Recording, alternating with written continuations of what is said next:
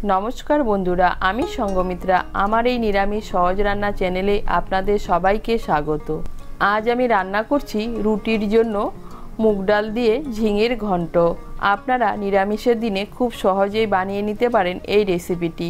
আপনাদের যদি এই রেসিপিটি ভালো লাগে তাহলে লাইক এবং শেয়ার করবেন, আর রেসিপিটি কেমন হয়েছে কমেন্ট করে জানাবেন। আরও নতুন নতুন নিরামিষ রেসিপি পাওয়ার জন্য চ্যানেলটিকে অবশ্যই সাবস্ক্রাইব করবেন। ধন্যবাদ। রুটির জন্য মুগ ডাল দিয়ে ঝিঙের ঘন্ট বানানোর জন্য প্রথমেই লাগবে ঝিঙে। এখানে আমি 300 গ্রাম ঝিঙে নিয়েছি। ঝিঙের খোসাগুলো ছাড়িয়ে নিয়ে আমি একটা গ্রেটারের সাহায্যে গ্রেট করে নিয়েছি দুটো মাঝারি সাইজের আলুগুলোকে টুকরো করে কেটে নিয়েছি। আর নিয়েছি 1/4 কাপ মুগ ডালটাকে আমি ভালো করে ধুয়ে 10 মিনিট আগে জলে ভিজিয়ে রেখেছিলাম। এখন আমি মুগ ডালের জলটা ঝরিয়ে নেব, আর যা যা লাগবে রান্না করতে করতে দেখিয়ে দেব। রান্নাটা করার জন্য আমি কড়াই বসিয়েছি। এর মধ্যে দিয়ে দিচ্ছি 1 টেবিল স্পুন সাদা তেল।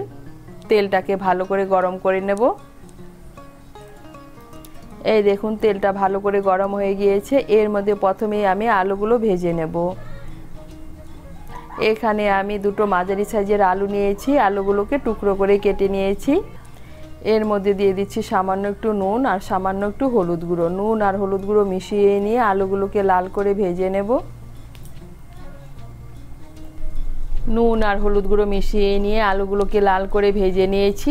এখন আমি আলুগুলোকে তুলে নিচ্ছি।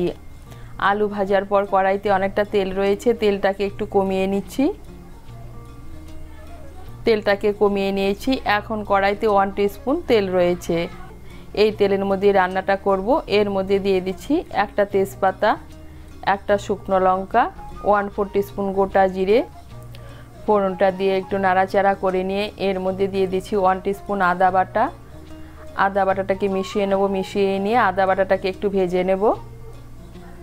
এই দেখুন আদা বাটাটাকে ভেজে নিয়েছি।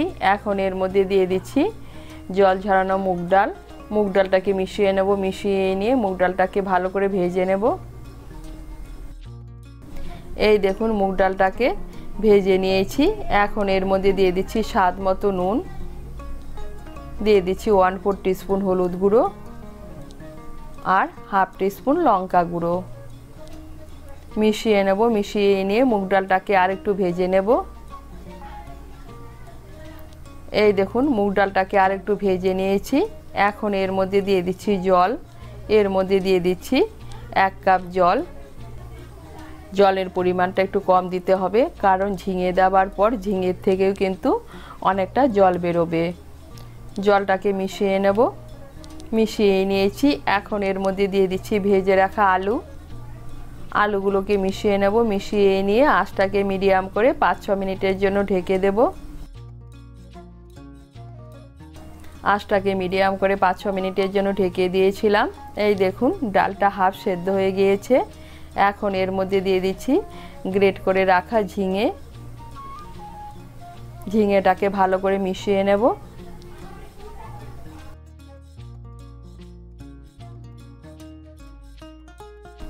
মিশিয়ে নিয়েছি।